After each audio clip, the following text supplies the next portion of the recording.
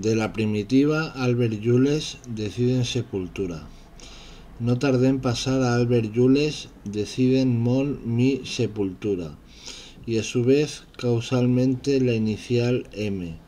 Me arrastraría los vocablos magi, magia, y mágique, mágico.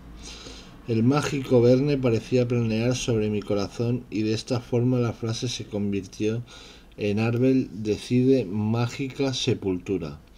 Desde este nuevo prisma, la no menos sepultura, supuesta segunda mitad del criptograma, también fue adquiriendo varios novísimos y sugerentes significados. Vers hacia el oeste. Albert decide mágica sepultura hacia el oeste. Jules este-norte, coordenadas de Amiens. Et, verano. Bin, 20. Jour, día. Albert decide mágica sepultura en verano día 20, norte-oeste. La espiral de los sinónimos se hizo vertiginosa, dando lugar a construcciones cada vez más diabólicas y no por ello menos vernianas. Albert decide en verano día mágico. Albert decide jornada mágica en verano. Albert decide en verano junio mágico. Albert decide en verano julio mágico. Por su parte, las letras N y V abrieron igualmente nuevos senderos, enredándome en una mortal tela de araña. Si todo aquello era obra de Julio Verne, no tenía más remedio que descubrir el enigma se hallaba sólidamente acorazado. Y los cuadernos de trabajo siguieron echando humo, reuniendo la más loca colección de frases, pero solo algunas se mantenían en pie. Albert decide en verano, día mágico Naitre nace, en sepultura hacia el oeste. Albert decide en verano, día jornada mágico Noter, señala, apunta, sepultura, por el oeste. Albert decide en verano, día mágico Noircier, ennegrecer, sepultura, voy, por el camino del oeste. Creo recordar que fue a altas horas de la madrugada cuando, buceando en estas últimas construcciones, reparé en un pequeño gran detalle que me llenó de asombro. Estas posibles interpretaciones del criptograma guardaban una cadencia matemática. ¿Cómo no se me había ocurrido? Era más que probable que Verne, además de jugar con las palabras, las hubiera dispuesto en un orden. Curiosamente, las 4 o 5 últimas frases, sin yo proponérmelo, habían sido confeccionadas siguiendo el esquema ADJMN-SVW. Recordemos que el orden natural establecido era 1 igual a .j.s, 4 igual a DMV y 5 E.N.W. Es decir, la secuencia matemática resultante era equivalente a 147, 258 y 369. Si tomamos cualquiera de las frases aparecidas hasta esos momentos, la explicación resultará mucho más fácil. Veamos un ejemplo. Albert decide en verano. Día mágico señala sepultura hacia el oeste. A. Letra A. 1. Letra D. 4. Letra E. 7. Letra J. 2. Letra S. 3. Letra M. 5. Letra V. 6. Letra N. 8. W. 9. Es decir, Albert 1 decide, 4 Et 7 Jour 2 Magic 5 Note 8 Sepulture 3 Vers 6 West Oeste 9. Este causal hallazgo me infundió nuevos ánimos, y toda mi atención fue concentrada en la secuencia presumiblemente establecida por Verne. Esta cadencia en definitiva constituía una esperanzadora pista, todo un carril que con seguridad debería conducirme a la clave final. Pero antes de reanudar el apasionante viaje al centro de Verne, recapitulé. ¿Qué había descubierto hasta ese momento? ¿Qué podía deducir de aquel selvático mare magnum de letras y palabras? En primer lugar, suponiendo que los vocablos elegidos fueran los correctos, que Albert Rose, el escultor, había tomado algún tipo de decisión, quizá una fecha, quizá las mágicas características de la sepultura de su amigo Verne. ¿Era esa fecha el verano? ¿Había decidido Albert el día mágico del verano? Algo interno y sutil me decía que no, que aquella hipótesis no era la apropiada. Rose naturalmente pudo tomar decisiones, pero como ya insinué, dada la trascendencia de este gran criptograma final, dudo mucho que Julio Verne lo compartiera con nadie. A lo sumo, aprovecharía las ideas de Rose respecto a la tumba, utilizándolas o sometiéndolas al servicio y en beneficio de su secreto. No, esta clase de decisiones directamente relacionadas con el criptograma solo podía entenderse como potestad exclusiva del escritor. En este caso, quizá las palabras Albert decide se hallaban equivocadas. En cuanto a la expresión verano, día mágico, la solución no parecía difícil. Para un iniciado como Verne, esa jornada solo podía ser la del solsticio, es decir, en el caso del verano, una fecha mágica y sagrada desde la más remota antigüedad. El día más largo que simboliza el triunfo del sol, tratándose por tanto de la época estival. Ese día mágico solo podía señalar el 21 de junio. La última secuencia de la frase seguía confusa. Si admitía la palabra nacen, la composición se complicaba en extremo. En verano, día mágico, nace en sepultura hacia el oeste. ¿Cómo entender que el día mágico, quizá el 21 de junio, pudiera nacer en el sepulcro de Verne y para enredarlo más hacia el oeste? Una segunda posibilidad, algo más precisa, consistía en sustituir el vocablo nacer por noter, señalar o apuntar. En verano, día mágico, señala, apunta la sepultura hacia el oeste o por el camino del oeste. Esta doble alternativa hacia el oeste o por el camino del oeste cambiaba sustancialmente el posible sentido de la frase. El 21 de junio marcaba o señalaba la sepultura hacia el oeste o siguiendo el camino del oeste. La sustitución de nacer y señalar por noircin, oscurecer, poner negro o ennegrecer, me pareció una de las más atractivas, al menos desde el punto de vista críptico. En verano, el día mágico oscurece la sepultura hacia el oeste o por el camino del oeste. ¿Qué podía estar insinuando Verne? Quizá que el 21 de junio la sepultura, por alguna razón concreta, se oscurecía. Pero, ¿cómo encajar el término oeste? ¿Se ennegrecía por el camino del oeste a causa del sol? ¿Se ponía negra hacia el oeste? El criptograma encerraba algo muy concreto. Esto era evidente, y persuadido de que debía insistir sobre todo en la búsqueda de las dos primeras letras, me aventuré de nuevo en los diccionarios, rastreando las numerosas palabras francesas que empiezan por A y B. La tarea demoledora terminaría por destrozarme. Muchas de las palabras seleccionadas encajaban en el contexto general de la frase, aunque dependiendo de sus diferentes acepciones, variaban sustancialmente el hipotético significado del criptograma.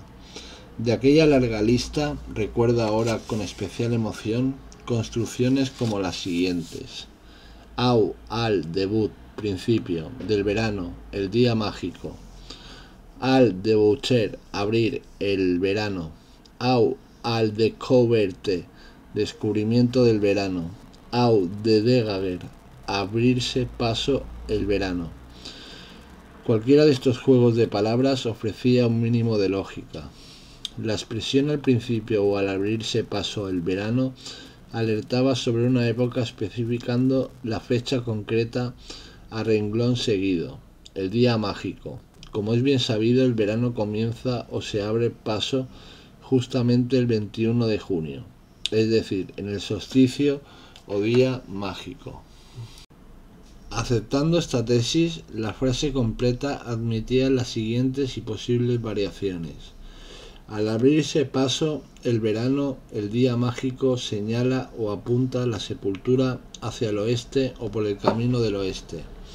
Al abrirse paso el verano, el día mágico oscurece o ennegrece la sepultura hacia el oeste o por el camino del oeste. Aquellas, por supuesto, no eran las únicas alternativas. Una en especial descubierta en uno de los innumerables cambios del segundo de los vocablos. Variaba sensiblemente el sentido del arranque del criptograma, proporcionándole un nuevo atractivo. Decía así: au, al, darder, irradiar los rayos solares, en, verano, el día mágico señala o ennegrece la sepultura hacia el oeste o por el camino del oeste. Estaba claro que la definitiva solución del enigma dependía de una u otra forma de la sepultura ubicada en Amiens. De haber continuado en España entre diccionarios y cuadernos de notas, el problema tarde o temprano había entregado en una vía muerta, y de acuerdo con lo programado congelé las pesquisas, trasladando mi cuartel general a París. Amiens, viernes 17 de junio de 1988, 14 horas y 10 minutos. El taxi se detuvo a las puertas del cementerio de la Madeleine. Quizás sea este el momento indicado para dejar constancia de algo íntimamente relacionado con esta singular historia. Desde que conozco a Carmen Goizueta, la certera astróloga, ha incorporado a mi ya extensa colección de pequeñas extravagancias una nueva manía, la de anotar la hora y los minutos exactos en que se registran aquellos sucesos que, según mi corto conocimiento, guardan un notable interés en mi vida personal y profesional. Pues bien, aquel 17 de junio de 1988, tal y como me fue dado verificar a mi regreso de Francia, no fue una jornada cualquiera, pero siguiendo otra de mis costumbres, prefiero no desvelar el porqué. Entiendo que los libros, al menos los míos, deben ser participativos. En otras palabras, que inviten y permitan al lector, si así lo desea, a jugar con el autor, a redondear aquello que intencionadamente, como en este caso, pueda quedar en suspenso. Quienes gocen de un mínimo de conocimiento sobre la noble ciencia y arte de la astrología lo comprenderán. Bastará con que se asomen en la mencionada fecha a las cartas astrales de Julio Verne y de un servidor respectivamente. Quien tenga oídos, que oiga. 14 horas y 10 minutos. El taxista debió de notar mi nerviosismo. Los francos temblaron en mis manos, contagiados por una emoción que ahora, frente al más importante camposanto de Amiens, empezaba a desbocarse. En realidad, ese agudo sentimiento, mezcla de curiosidad, admiración e incontenible ansiedad, latía semidormido desde mucho tiempo atrás y fue prosperando en silencio, subterránea e inexorablemente, conforme mis vivencias sobre Julio Verne se tornaron más íntimas y completas. Creo haberlo dicho, aquellas investigaciones trascendieron pronto el árido terreno de lo impersonal para alzarse en un desafío. 14 horas y 15 minutos. Al cruzar el gran portalón hago una pausa. El inmenso parque cementerio con sus 18 hectáreas duerme plácidamente bajo un cielo celeste y respetuoso. El sol ha puesto proa al poniente. Todo aparece desierto y mi corazón sigue acelerando. Presiento algo. ¿En qué lugar reposan los restos de Verne? El camposanto de la Madeleine, más grande que los de Montparnasse y Montmartre, es un laberinto de estrechos y cuidadosos senderos asfaltados que remontan suaves colinas serpenteando entre bosquecillos de pinos, abetos, tilos, plátanos y praderas sembradas de flores y cruces. Camino sin rumbo. En el fondo, a pesar de mi impaciencia, es mejor así. Estos minutos son mágicos, los exploro todo. Es curioso, apenas veo cipreses. y en cada recodo un sobresalto. En mi memoria se avivan las escasas y poco nítidas imágenes que sobre la sepultura de Verne he logrado reunir en los estudios y consultas precedentes. 14 horas y 30 minutos. Ni rastro de la tumba. Todo mi ser sigue alerta. Me detengo una y otra vez escrutando los nombres y fechas de las lápidas y panteones que me salen al paso. La respiración se agita al descubrir cualquier inscripción o epitafio de principios de siglo. A lo lejos, encorvado sobre el césped, un empleado manipula unos ramos de flores rojas. Dudo, pero no. Es preferible atar en corto la impaciencia. Interrogarle hubiera sido lo fácil.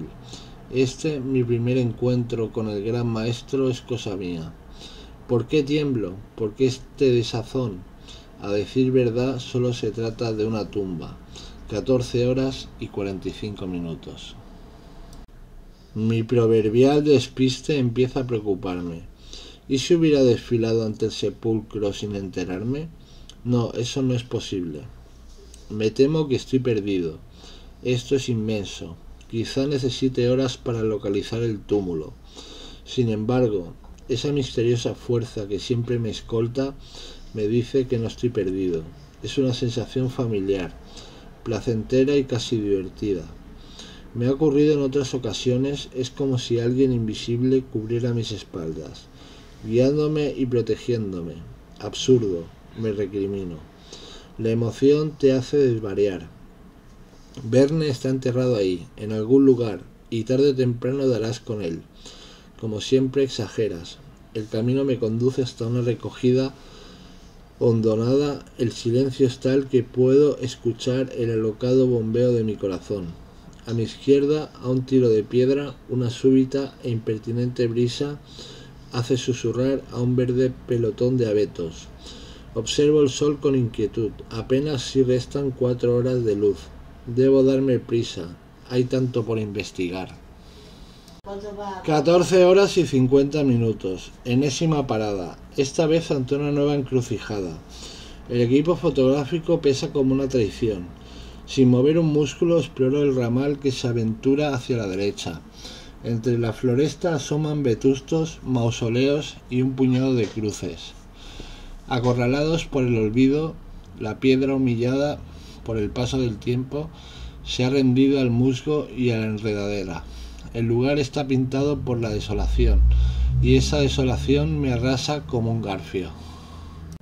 1, 2, 3 pasos. De pronto el instinto me amarra al suelo. ¿Qué ocurre con el ramal de la izquierda? Ni siquiera le he prestado atención. Giro sobre los talones y repito la exploración visual. A cosa de 30 metros se alza el añoso y susurrante grupo de abetos, y al pie de la senda otro cortejo de austeros panteones, la mayoría semiderruida e injustamente atacada por la indiferencia. La penumbra es densa. Bajo el pelotón de abetos, obedeciendo a un sexto sentido, la perforo con la vista. En décimas de segundo, una ola de fuego rompe sobre mi vientre, aturdiéndome, y una mano blanca, abierta a los cielos, detiene mi respiración. Más rápido que la razón, el corazón intuye y la ola de fuego y de sangre se levanta por la espalda, erizando mis cabellos. Al pie de los abetos hay un hombre de mármol blanco, un hombre desnudo que, a pesar de su inmovilidad de piedra, batalla por escapar de su tumba, y desde su brazo derecho, disparado al sol, parece gritarme: «Es él, es Verne, es el gran maestro». ¿Dónde están las fuerzas? Estoy petrificado. Todo mi ser se ha hecho mármol. Estoy ante su tumba, pero no sé dónde estoy. De pronto el cementerio ha desaparecido. Solo veo y siento una mano de piedra abierta como una señal, como si Rose la hubiera trabajado y dispuesto para mí y para este íntimo instante. Ahora me pregunto, y sin asomo de pudor, si alguien desde 1905 ha experimentado ante su tumba una tan honda y sincera emoción.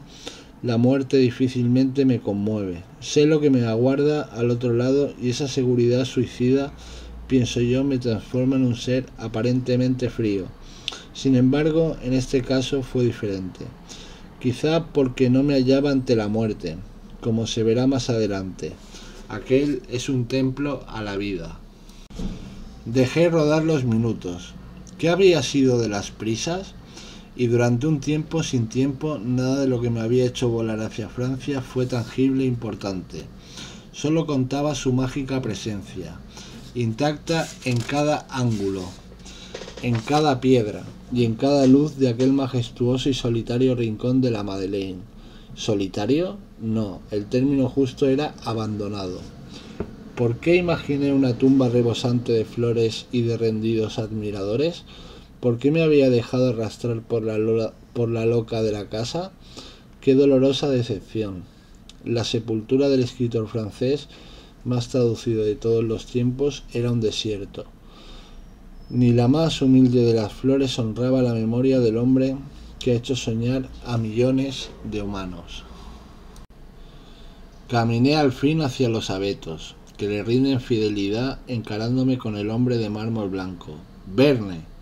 Aquel resucitado es el inmortal y eternamente joven Julius Verne Alote. El rostro y la palma de la mano derecha se proyectan hacia el infinito a la búsqueda de quien sabe qué nueva luz, quizá al encuentro de la luz que no supo o que no pudo alcanzar en vida. Y un torso y unos hombros musculosos e intencionalmente renacentistas soportan el peso de la losa sepulcral, recién abierta. La mano izquierda, a su vez, firmemente apuntando en tierra, es el símbolo de la fuerza de un genio. Era justo reconocerlo. A la genialidad de Verne se había unido la de Albert Rose, el escultor. La emoción fue tal que a pesar de tenerlo ante los ojos no lo vi. Anclado frente al panteón, absorto en el resucitado de mármol, apenas reparé en la leyenda grabada en la hornacina dispuesta con el alto muro que cierra la tumba, por su cara posterior. Como dije, durante un tiempo que no sabría precisar, el inconcluso criptograma fue borrado de mi mente. Si alguien me hubiera interrogado sobre la razón de mi presencia en el cementerio de la Madeleine, sinceramente no habría obtenido una respuesta satisfactoria. Pero al atardecer, un haz de luz golpeó la mano abierta del marmóreo Verne, sacándome de mis tempestuosas cavilaciones. Solo entonces, deslumbrado por el destello, descendí a tierra, afanándome a lo que en verdad era el objetivo básico de mi visita a Amiens, el epitafio. Mi primera reacción fue de desconcierto. Retrocedí incrédulo, seguramente pensé. La emoción me ha descompuesto. Repasé la leyenda expuesta en la hornacina, dado por hecho que cometía algún error.